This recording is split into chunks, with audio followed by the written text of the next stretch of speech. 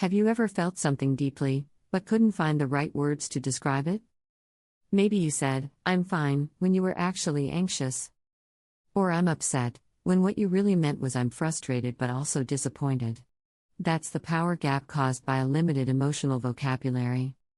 And once you start building that vocabulary, it can completely change how you understand yourself and connect with others. Building an emotional vocabulary is like upgrading from black and white to full color. You start noticing the subtle shades, like the difference between irritated and angry, or between lonely and disconnected. Most of us were taught emotions come in a few flavors: happy, sad, angry, scared. But emotions actually exist on a full spectrum. Think of frustration versus irritation. They sound similar, but frustration comes from feeling blocked from something you want. Irritation is more like being stung by small annoyances. The more precise you are, the more power you have. Because naming an emotion doesn't just describe it, it tames it. When you can say, "I'm anxious because I care about the outcome," it stops being a storm and starts being a signal. Here's where things get interesting: the more fluent you become in your own emotions, the better you get at reading other people's. You start picking up on subtleties, like the friend who seems fine but whose smile doesn't reach their eyes. That awareness builds empathy. It helps you show up for people in the way they actually need. And when it comes to relationships, empathy is gold. It turns small talk into a real connection. Emotions aren't just personal, they're cultural. In the US, joy might mean loud laughter and open excitement. In Japan, it might be expressed through quiet gratitude and a gentle smile. Some cultures see crying in public as strength. Others see it as shame.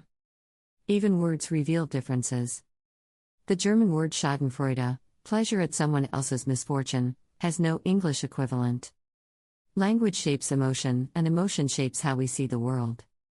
Understanding these differences makes you more patient, more open-minded, and better at connecting across cultures.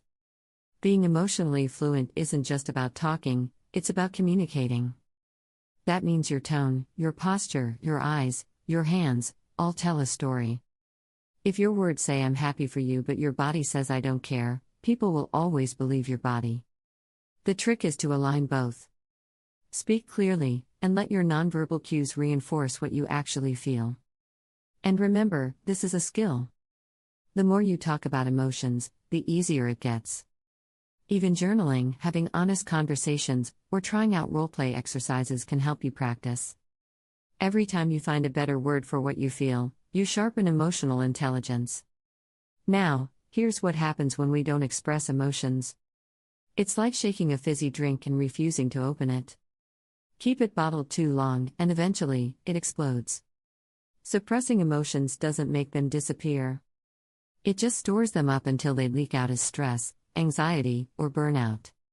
Safe environments, friends, support groups, even creative outlets like writing or art, act like pressure valves. They help us release, express, and process what's inside. And that's not weakness. That's emotional hygiene. Every emotion you feel has a history. If criticism at work triggers anxiety, maybe it echoes the voice of a parent or teacher who was hard to please. When you trace emotions back to their roots, they start to make sense. You stop feeling controlled by them, and start understanding them. Journaling helps. So does reflecting with someone you trust. Because emotional growth isn't just learning new words, it's about connecting the dots between your story, your culture, and your identity. So, expanding your emotional vocabulary isn't about becoming soft or overly analytical. It's about becoming clear. The more accurately you can name and express your feelings, the more grounded and confident you become. You'll navigate conflict with less stress. You'll connect more deeply with people you care about. And most importantly, you'll understand yourself better. So, start small. Add one new emotional word to your day. Notice what you feel, name it, and see how your world begins to come alive in full color.